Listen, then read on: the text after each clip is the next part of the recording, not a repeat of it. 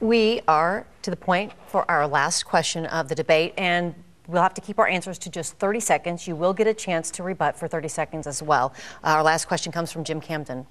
There's been some talk about the Boeing, about replacing the Air Force's tanker, and both of you say you support Boeing building that tanker. You also say that illegal subsidies for Airbus should be taken into account, but not for Boeing. But I'm wondering, if Airbus can demonstrate it can build a better plane for less money here in the United States, why shouldn't the Pentagon give them the bid, let work begin, and start replacing those tankers that are out at Fairchild? That's exactly what I've been fighting for a very long time. If we have a level playing field and those illegal subsidies are taken into account so that the Airbus can't have a lower price and we have a fair playing field, then I believe that we will win that contract and the Boeing workers will be building those airplanes that our military are going to fly. But it's also important to remember that this is a security issue for our country. And again, I believe that those tankers should be built by Americans, paid for by American tax dollars. Mr. Rossi, 30 seconds. Airbus has an outrageous level of subsidies, and they've actually cost the aerospace industry in America 50,000 jobs so far. And so we need to take all that into account. And I really believe that the Boeing employees will be able to outwork and actually put a better product out there, and then have it at Fairchild. That's great. I've had a family member working continuously for the Boeing company since World War II. You know, this is something that is near and dear to my heart. And Senator Murray likes to be referred to as thought of as the senator from Boeing.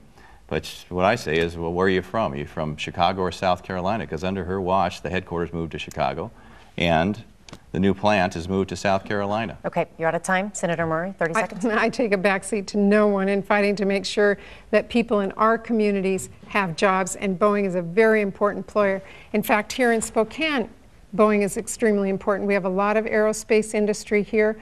I have actually a bipartisan effort going with Senator Bond to make sure that we do for our aerospace industry what we didn't do for our auto industry, and make sure that we start talking today about getting a workforce for them, making sure our defense contracts are there, making sure that we have the right kind of trade policy so we have a strong aerospace sector in the future. And I take a backseat to nobody on that. Mr. Rossi, just 30 seconds. We need to make sure that Boeing is healthy, but we also need to make sure that all businesses in the state of Washington are healthy. And we need to go in a different direction than where we're going right now. The Boeing company does not like the $150 million tax increase that Senator Murray gave them with the health care bill.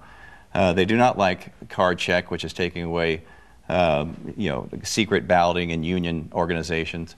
And Senator Murray is a sponsor of this. There's a lot of things that Senator Murray is doing right now that the Boeing company, it's detrimental to them. Okay, it is time now for our closing statements. Each candidate will have 1 minute. Mr. Rossi, you will start. Well, I will say thank you very much for watching, and thank you for putting this on today, and thank you, Senator Murray. I truly appreciate the debate. We have some serious issues ahead of us in this country, and we're going to have to make a decision here. Which direction do you really want to go? Do you have an 18-year incumbent that has voted for bailing out banks, also the stimulus, which is added $1 trillion to the deficit. We have an 18-year incumbent that is actually killing jobs in the state of Washington from vote after vote after vote on health care, on financial reform, and others. You can go in a different direction if you want. You can go with Senator Murray or come with me. I am looking in a very different direction. I want to allow entrepreneurs to be successful. I want Washington State to get back to work again. Come with me, because we can do this. You know, as Americans, we just don't sit when we see something wrong. We want to fix it. And that's what I actually plan on doing as your next United States Senator. I'd be honored to have your vote and support. Senator Murray, 1 minute. We have a very different choice, and clear choice in this election. And I want to thank Mr. Rossi for participating as well again tonight. But what Mr. Rossi didn't tell you tonight is that he wants to repeal Wall Street reform. I believe we have to keep those protections in place so that your mortgage and your finances are never in the hands of a Wall Street banker again. Mr. Rossi has told you throughout this election that he won't fight for you for locally targeted investments. He'll leave those to a DC bureaucrat. I'm going to fight for you every time.